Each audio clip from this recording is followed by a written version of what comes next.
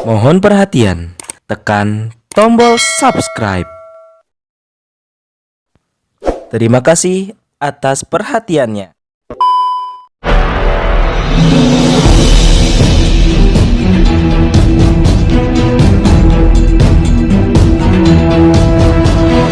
Saya Yasir Muhammad, driver online Depok.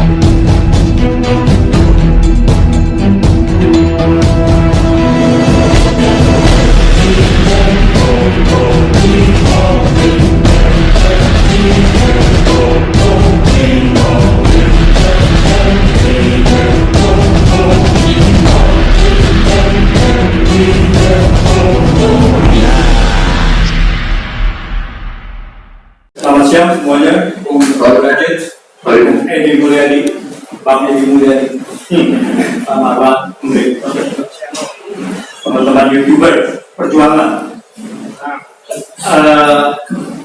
Ini saya lihat bahwa tidak ada sekali. Pertama adalah tidak ada orang yang akan menolak investasi. Investasi adalah sumber dari kesejahteraan, sumber dari kemakmuran. Kalau di tempat di situ ditolak investasi, itu direkam itu bukan investasi yang ditolak, tetapi pengusiran yang ditolak, yaitu relokasi yang dipaksakan, yaitu artinya sama juga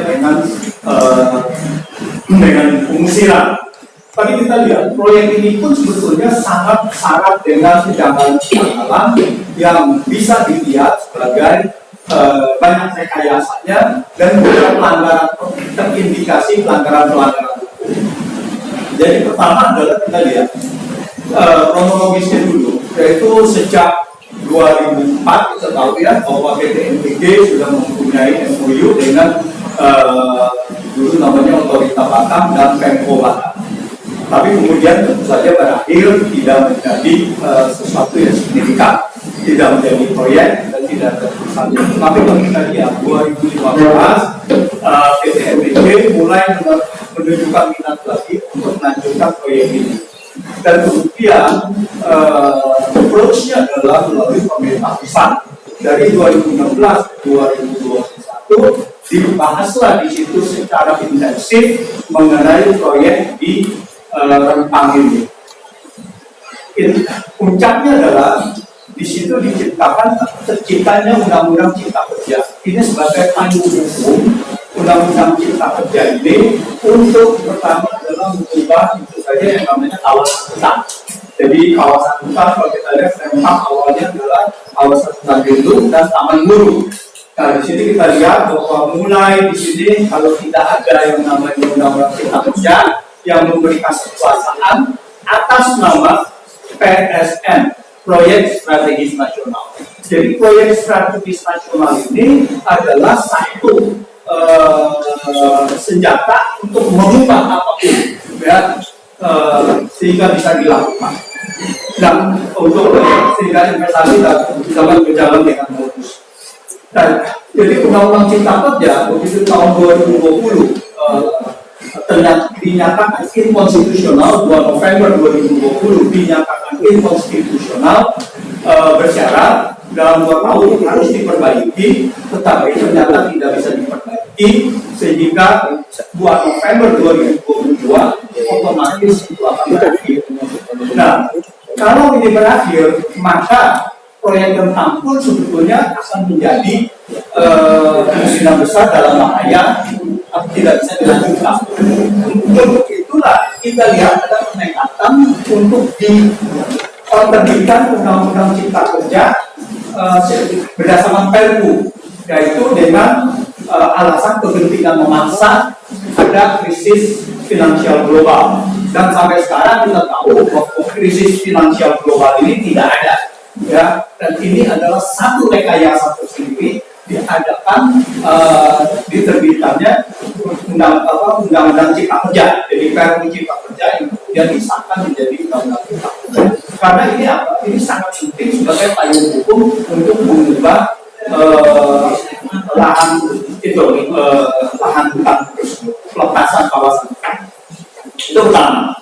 Terus kita lihat ini prosesnya sangat cepat sekali. Begitu tanggal kalau lihat tanggal 10 Oktober 2022 ada dokumen dari BP Batam itu mengatakan bahwa hampir seluruhnya itu masih kawasan hutan. Memang ada sebagian 7.560 hektar sudah dikonversi menjadi kawasan hutan industri.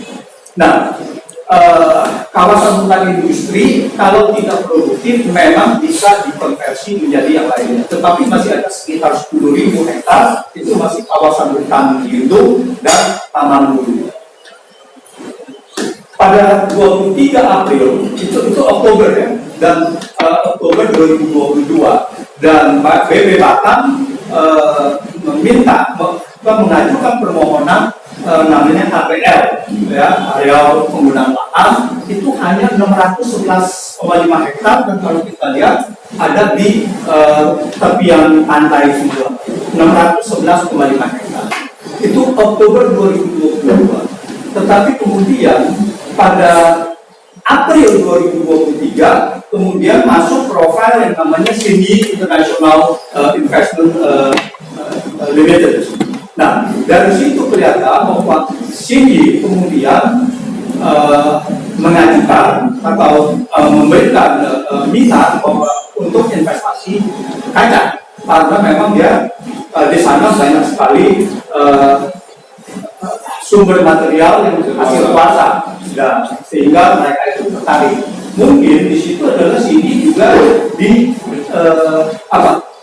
mungkin tidak diberitahu sesungguhnya oleh penguasa bahwa di sini adalah pulau kosong dan sebagainya sehingga dia tertarik. Nah, kita tidak tahu apakah sini juga diakali oleh para penguasa ini. Jadi kita tidak tahu. Tapi kemungkinan besar menurut saya sini itu kemungkinan besar diakali kan, bahwa ini pulau kosong dan sebagainya, tidak ada di hutan yang kemudian kita bisa konversi dan sebagainya. Itu 23 April.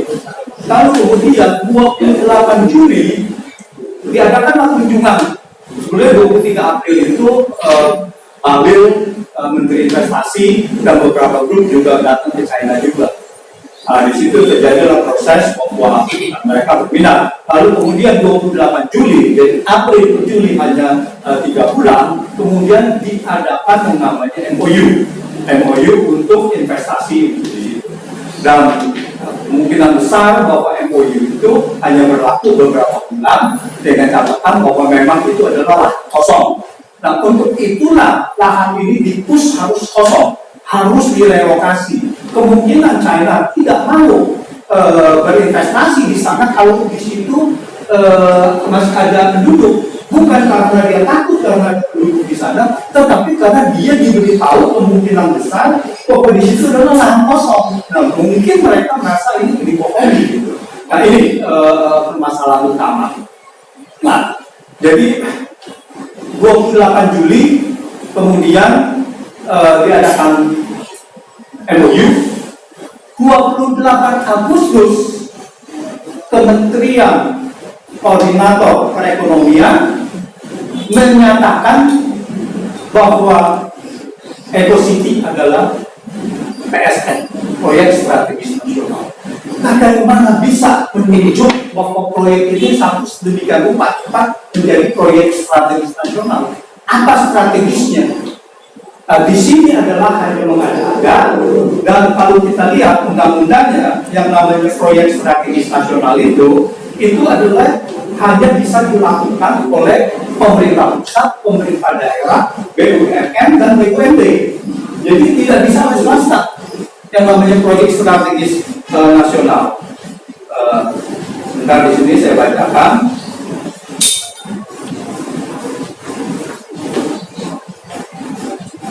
Jadi pasal 173 yang bab 10-nya proyek strategis nasional itu mengatakan pemerintah pusat dan pemerintah daerah sesuai dengan kewenangannya berdasarkan norma, standar, prosedur dan kriteria yang ditetapkan oleh pemerintah pusat bertanggung jawab dalam menyediakan lahan dan perizinan berusaha bagi proyek strategis nasional dari pemerintah pusat, pemerintah daerah, badan usaha milik negara, dan badan usaha milik daerah. Jadi, proyek swasta ini tidak boleh diklaim sebagai proyek strategis nasional, di mana pemerintah harus menyediakan lahan. Nah, ini adalah satu kejanggalan yang perlu diusut, apa strategis nasionalnya. Kalau ini bisa dilakukan, maka pemerintah bisa mengklaim 100 proyek strategis nasional yang merugikan rakyat, 1000 proyek strategis nasional yang merugikan rakyat dengan alasan ini. Nah, ini mengenai proyek strategis nasional. Dan kedua, mengenai pelepasan kawasan hutan.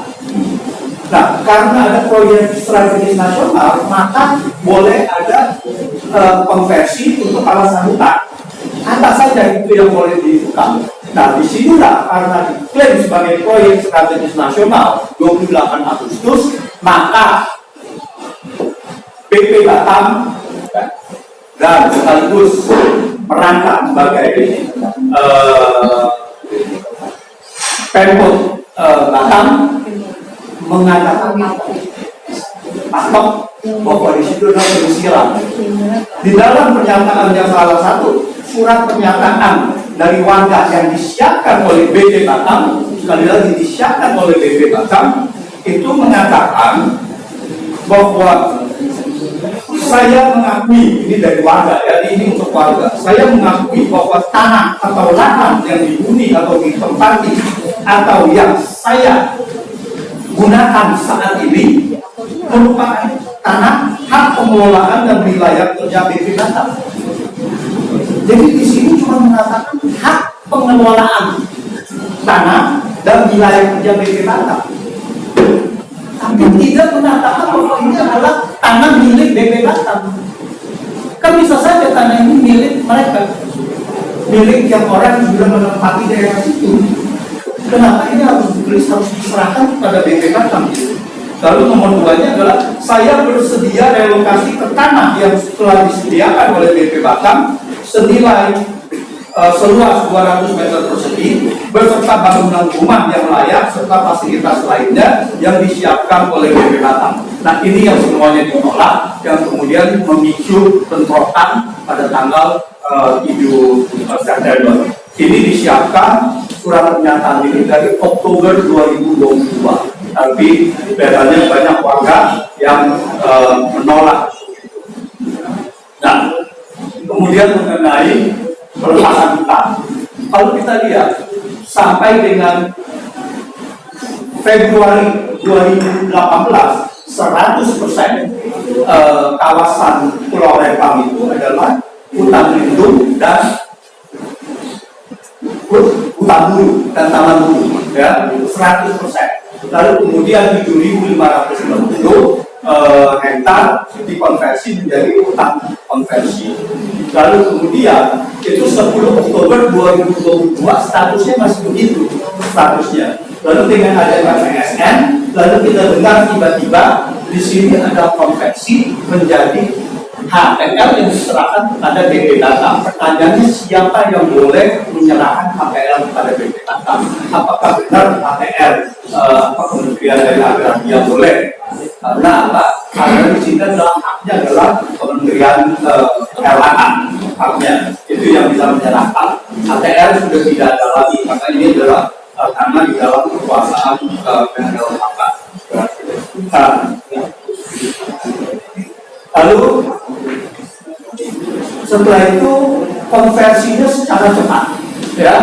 Kita tahu bahwa 28 Agustus seperti yang tadi saya katakan ada yang namanya PSN, lalu kemudian katanya 100% ini sudah dikonversi. Lalu ada dua pejabat negara yaitu Mahfud dan Menteri Agraria Pak Adi Cahyono, Adi Cahyono itu mengatakan warga setempat tidak mempunyai sertifikat, jadi tidak ada kartu. Sekarang ditanyakan apakah mereka itu yang baru ini ada sertifikat atau tidak? Kapan diberikan HPL-nya? Itu yang harus menjadi pertanyaan rakyat. Kapan diberikan HPL itu kepada mereka? Itu pertama. Tapi kita lihat apa yang dikatakan oleh eh, eh, Menko Polhukam dan juga Menteri ATR Tanaman ini tidak benar. Jadi ada kita undang-undang pokok agraria tahun 1960 dari Indonesia lalu mempunyai undang-undang tanaman itu tahun 1960. Ya, sebelumnya adalah memakai undang-undang Belanda. Nah, tapi kemudian di dalam pasal 5 lalu mengatakan begini, hukum agraria yang berlaku atas bumi, air, dan ruang angkasa ialah hukum adat sepanjang tidak bertentangan dengan kepentingan nasional dan negara yang berdasarkan asas persatuan bangsa dengan sosialisme Indonesia. Lalu pasal 7 mengatakan untuk tidak merugikan kepentingan umum, maka pemilikan dan penguasaan tanah yang melampaui batas tidak diperkenankan. Apakah penguasaan tanah 17.000 ini di satu pulau yang tidak melewati batas? Tentu sangat melewati batas dan menurut undang-undang tidak diperkenankan.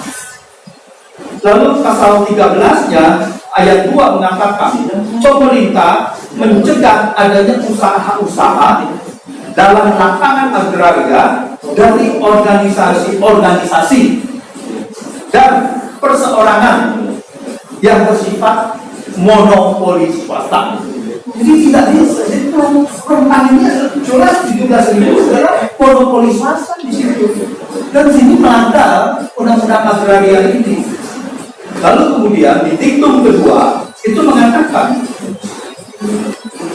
ini ketentuan konvensi karena kita 1960 baru membuat undang-undang agraria, undang-undang pertanahan, lalu kan ada konvensi kan, bagaimana pemilikan sebelum itu, pemilikan yang di zaman Belanda. Lalu dikatakan di sini hak ekonomi atas tanah yang ada pada mulai berlakunya undang-undang ini pada saat 1970, jadi hak ekonominya tidak ada. Jadi hak ekonomi itu bisa apapun, asal dia bisa menunjukkan dia ada kepemilikan di tanah itu. Tidak perlu sertifikat, tidak perlu apa. Bisa juga yang saya tidak tahu dulu ada namanya kiri atau tidak, tapi yang pasti dulu ada namanya petok D itu menjadi hak milik. Jadi otomatis menjadi hak milik. Di situ dikatakan. Jadi mulai berlakunya undang-undang ini sejak saat tersebut menjadi hak milik. Jadi tanah mereka itu hak milik. Masyarakat adat sudah menulis surat kepada Kementerian Agraria 2 kali pada tahun 2010 dan 2020 untuk minta status mereka tidak apa diperjelas antara lain dengan sertifikat, tetapi tidak diberikan. Ini adalah jelas pelanggaran di dalam undang-undang kepemilikan tanah ini. Nah, jadi kalau kita lihat ini proyek ini adalah salah dengan rekayasa. Jadi seharusnya ini semua harus diusut dulu dan siapa yang bertanggung jawab harus mempertanggungjawabkannya. Apakah Bahlil banyak menteri investasi di sini banyak juga menyiarkan fakta-fakta yang tidak benar alias pembohongan, dan ini harus diproses semua, harus dilihat semua. Dan semoga ada advokasi dari lembaga hukum yang akan mencoba menuntut mereka ini. Saya rasa dengan dukungan dari masyarakat Melayu, saya rasa bahwa seharusnya proses hukum ini bisa berjalan. Terima kasih, Om Deddy.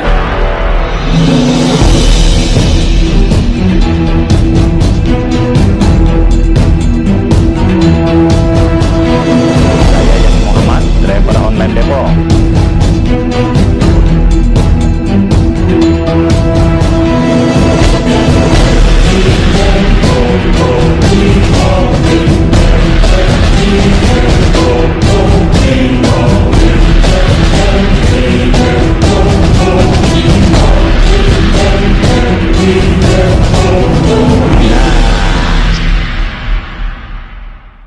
Badan saya sehat, wajah saya segar, stamina saya selalu terjaga. Karena apa? Resepnya, rahasianya adalah minum Madui Hutan Baduy. Jangan lupa belinya pada Bang Ramin. Ingat, Bang Ramin ada di sini.